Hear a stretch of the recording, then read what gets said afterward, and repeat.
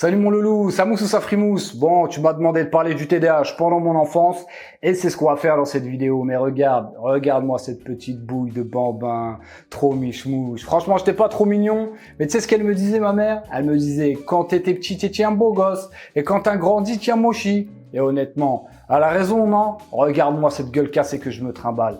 Ah là là, la vie ne m'a pas épargné. Non, je déconne, c'est moi qui ai fait le casse-cou. Commençons par le commencement, la naissance. Il était une fois un petit bébé qui était tellement pressé de voir le jour qu'il n'a pas attendu l'hôpital pour sortir. Eh oui mon loulou, je suis né dans le salon de mes parents et j'étais déjà dehors quand les pompiers sont arrivés. Je leur ai dit, les loulous, vous êtes arrivés après la bataille, il n'y a plus rien à voir. Comment? Oui, je parlais déjà à ce moment-là et j'ai appris à marcher dès le lendemain. La maternelle. D'après mes souvenirs, quand j'étais en maternelle, eh bien j'étais un gamin curieux et espiègle. Et je n'étais pas encore turbulent problématiquement parlant. Donc j'avais une petite fibre artistique et pour cause, j'avais un sacré coup de pinceau. D'ailleurs, je me rappelle d'un jour où la maîtresse avait interpellé mon père parce que j'avais fait une peinture assez réaliste d'une pieuvre. Donc d'après mes souvenirs, ça ressemblait à ça.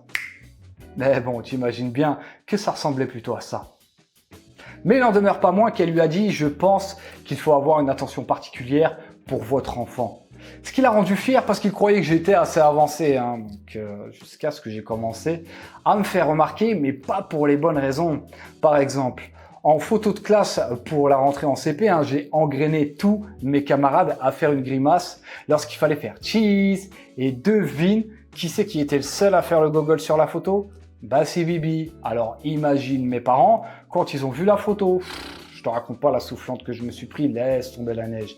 Mais oui, j'étais ce fameux bout en train qui faisait rire toute la classe. Toute la journée, j'entendais la maîtresse me dire « Fad, fais pas ci, fais pas ça. Fad, tu fais un mauvais coton, tu m'enquiquines à la fin. » Mais quand j'y pense, c'est vrai que des fois, je faisais des trucs qui sortaient de l'ordinaire. Story time? Allez, story time. J'ai été à la pêche avec le centre aéré et j'étais le seul à être revenu avec un poisson. Donc tout fier, je vais voir mon père en lui disant « Papa, il faut acheter un bocal, il faut acheter un bocal. » Et il me dit « Ok, on ira demain s'il est toujours vivant. » En attendant, ma mère le met dans une boîte de Benko. Et le lendemain, je me réveille tout excité, je vais voir ma mère, je lui dis « Maman, il faut acheter un bocal, il faut acheter un bocal. » Donc elle va dans ma chambre et elle me dit « Mon fils, ton poisson, il est mort. » Ben oui mon loulou, chez nous ça prenait pas de gants, tu te prenais la réalité en pleine face. Blah. Et moi, naïf comme j'étais, eh bien je croyais qu'il était en train de dormir puisque je m'étais réveillé tôt. Donc du coup je le surveille, jusqu'à la tombée de la nuit. Mais force est de constater qu'il était décédé le petit poisson. Donc ma mère voulait le balancer dans les toilettes et je lui ai dit non maman, c'est moi qui m'en occupe, je vais le faire. Et c'est là où l'histoire commence. Pourquoi? Parce que je voulais pas l'abandonner, je voulais pas le laisser tomber. Et je l'ai gardé avec moi en secret, je l'ai caché dans un cahier de brouillon. Et quelques mois plus tard, je me fais punir de récré parce que mon casier était en bordel, il fallait que je le range. Et quand je le range, je sens une odeur bizarre. Et je vois un cahier que je n'utilise jamais. Et je l'ouvre et je vois quoi? Un squelette de poisson. Il avait disparu, aspiré dans les méandres des pages de ce cahier de brouillon. Et là, tu te dois dire, ah, c'est dégueulasse. Bah ouais, mon loulou, moi j'assume. Mais toi, t'en as fait des gogoleries aussi. Donc, fais-les partager tes anecdotes croustillantes dans les commentaires. Je sens qu'on va bien se fendre la poire. Et les problèmes commencent. Alors, petit avertissement, mais là, c'est pas drôle du tout parce que j'ai pas assez de doigts pour compter le nombre de fois où j'ai failli me faire tailler un short par une voiture, donc pour aller chercher un ballon, par exemple. Donc, si t'es parent, je t'invite à sensibiliser ton gamin parce que je peux te dire que ça peut aller très vite. Bref, je perdais déjà mes affaires à cet âge-là. Cagoule, écharpe, basket de sport. Mes parents devenaient dingues, ils me disaient « Mais il est où ton bonnet ?» Bah, je sais pas.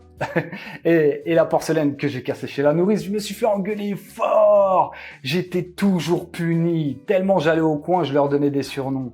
J'imagine même ma mère se dire non, il est agité ce gamin. J'aurais peut-être pas dû danser pendant toute ma grossesse. L'école élémentaire. Je traînais pas encore au fond de la classe à cette période, mais c'était en CM1 et CM2 que j'ai commencé à être un perturbateur. Eh oui, et je me faisais tirer les oreilles par Monsieur Viporek.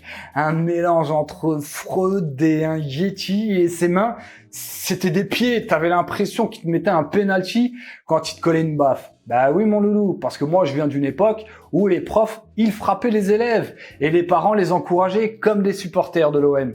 Et je faisais toujours mes devoirs au dernier moment et j'arrivais à m'en sortir pendant les contrôles sans travailler ni réviser et c'est ça qui m'a fait prendre des mauvaises habitudes. Et en plus, j'avais un gros problème pour m'endormir avant 1h du matin, même si j'étais au lit à 23h tous les soirs. J'étais là dans mon monde imaginaire à rêvasser et tout a basculé à l'arrivée de la Mega Drive. J'attendais que tout le monde dorme pour jouer toute la nuit.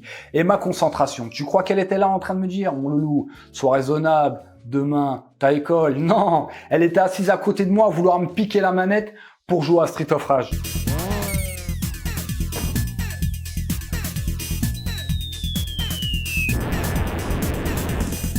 Depuis, c'est moi qui l'ai remise dans le droit chemin avec la formation Concentration que j'ai créée il y a 4 ans où j'ai compilé les astuces qui me permettent d'être focus vers un objectif bien défini. Vous êtes 500 pratiquement à avoir profité de ça, donc fais-toi plaisir parce que c'est offert mon loulou. Le collège. C'est arrivé au collège que j'ai vraiment commencé à squatter le fond de la classe et à être toujours à côté d'une fenêtre pour partir dans mes pensées.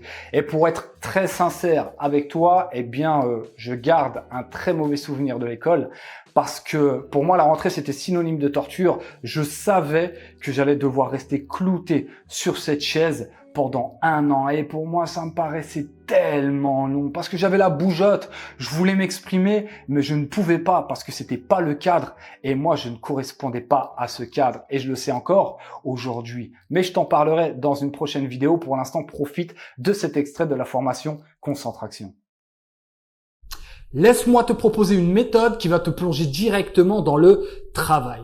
Partons du principe qu'il est beaucoup plus facile de réviser quelque chose que l'on connaît déjà pour aller vers l'inconnu qui s'y rattache. Je m'explique. Par exemple, les séries télévisées te proposent systématiquement un résumé des épisodes précédents, ce qui a pour objectif de te rafraîchir la mémoire pour t'éviter de faire un effort de réflexion, pour que tu sois directement en condition de comprendre la suite. Comme si tu prenais le train en marche. Et on va utiliser exactement le même procédé. Pour ça, je vais t'inviter à prendre un post-it que tu vas coller dans ton environnement de travail et tu vas noter les 4 points suivants.